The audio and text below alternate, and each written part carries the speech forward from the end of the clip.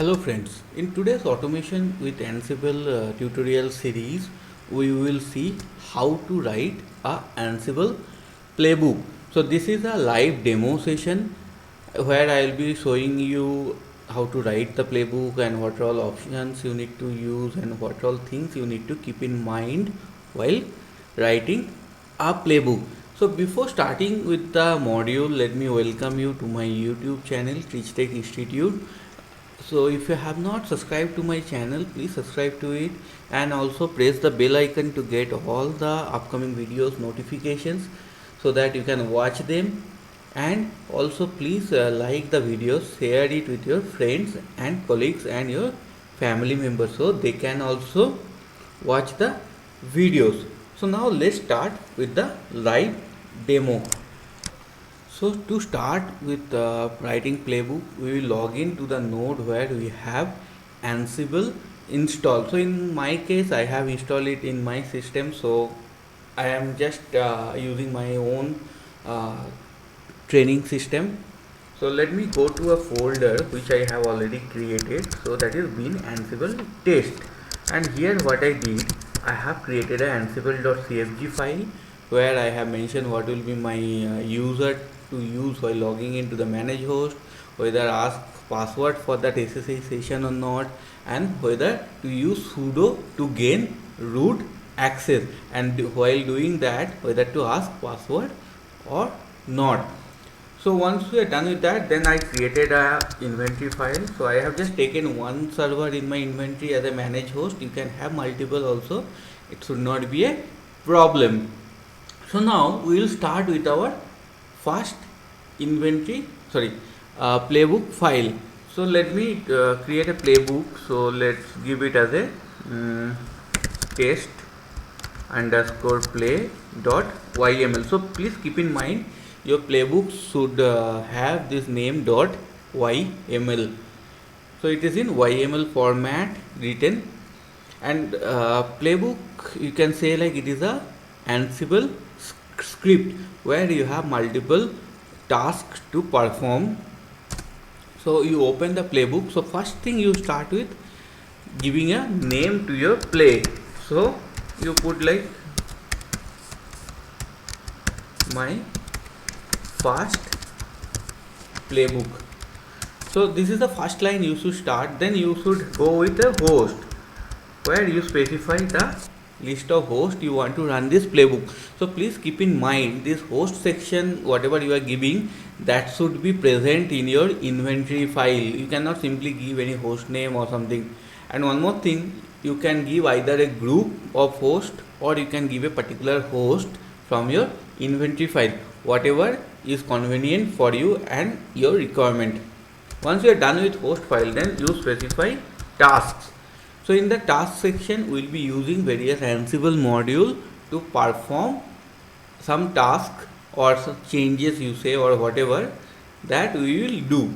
So once you do the task, then you give a name here again for the task. So let's put like install nmap. Now for installing, as I am using SUSE system, there is a module called Zipper. So I am using the Zipper module where you give the name of the package. So I want to install nmap and I am putting state as present. So if I put state as present, that means that package, if it is missing in the server, it will install, and if it is already installed, it will not do anything, it will just skip the activity. So now before closing this file, let me explain you how the orientation will be. So first line, when you are starting, there you are giving a play name where you are giving starting as hyphen. Now in few places you may see first line you have 3 hyphen. After that you are starting the name. So that is required in case of you are using old Ansible version like 2.0, 2.1. But from 2.3, 2.4 onwards, that is not required. You can directly start with the name line. Now this name, host and task, all these things should be in the same vertical line. If they are either on left side or right side, then it will not work. So please keep in mind.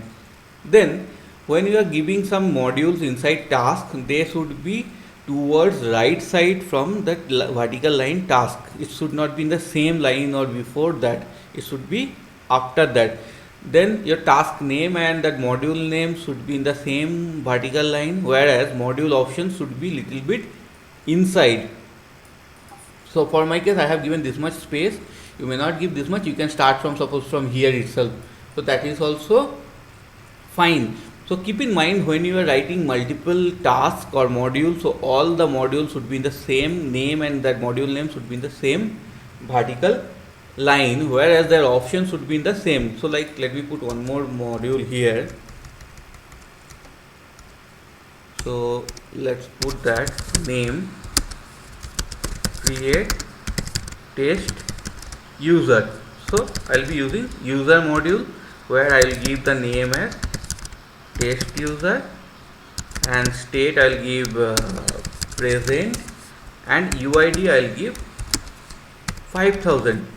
So you can see, for Zipper module and user module, all are in same vertical line, whereas their options, like for Zipper modules options and user modules options, all are in same vertical line. So once you are done with this, just save this file. Now once you are done with your playbook creation, you can directly go and execute it. So for running the playbook, you do ansible-playbook and then you put the playbook name.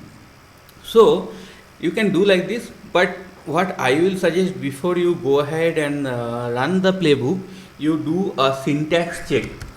So for doing syntax check, you give the option syntax check. So what it does, it checks for any errors in the playbook. So these errors, it is related to YML syntaxing, not the inside options. So you can see I am getting output like playbook colon that YML file. So that means it doesn't have any syntax problem. So whatever lining and spacing I have used, that is proper. So it will run. Now I will show you one more thing. If I modify this file, let me do this one line before. So now if I do again syntax check, let's see what happens. So you should see a error message, yes. So where it will clearly say which line, which column it has a error, and it will also try to point out. So you can see UID, I made it little bit left side one step, so that's why I am getting a error. So now let me again modify it. Now so here in the state, present is there, right? Let me remove the T. So that means I am giving a wrong option. Now again do the syntax check. So when you do, see, you will see it is fine, it doesn't have any error. So that means your syntax check doesn't check for the options you are putting inside your playbook. So let's modify it again and fix it and save it. So to check whether your options are proper or not and is going to work or not, you run the playbook with C option, capital C, and then the playbook. So what -C does, it emulates the running state. So it will be showing you, if you run the playbook, actually how it will play. So this is like a dry run, or you can say like dummy run you are doing. So once you do like this -C, you will see your playbook start, and there you will see that there is a gathering fact problem. You can see the fail to connect to the host, because for me SSH is not running. So let me just enable SSH, systemctl sshd.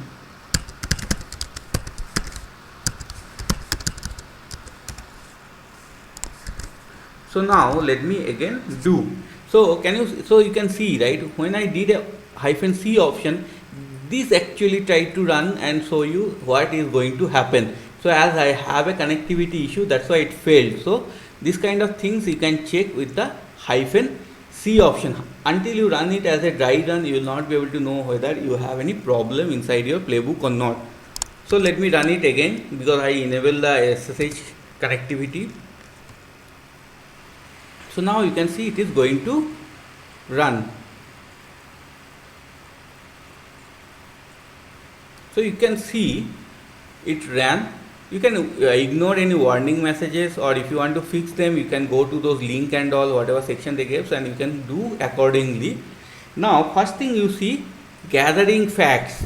If you remember, in our task we didn't add anything like gathering facts.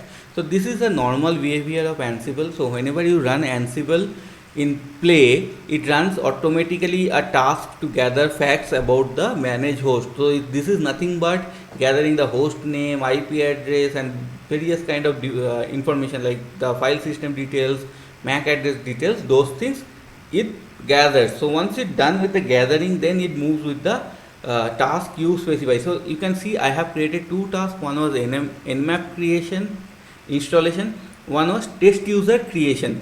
So you can see it is saying OK.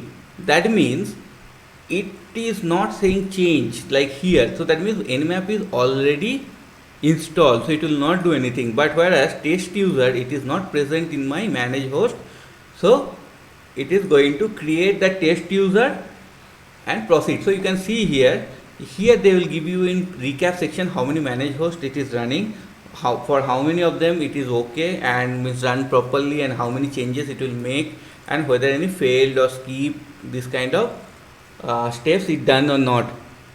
So now to run it without testing, we can remove the -c option.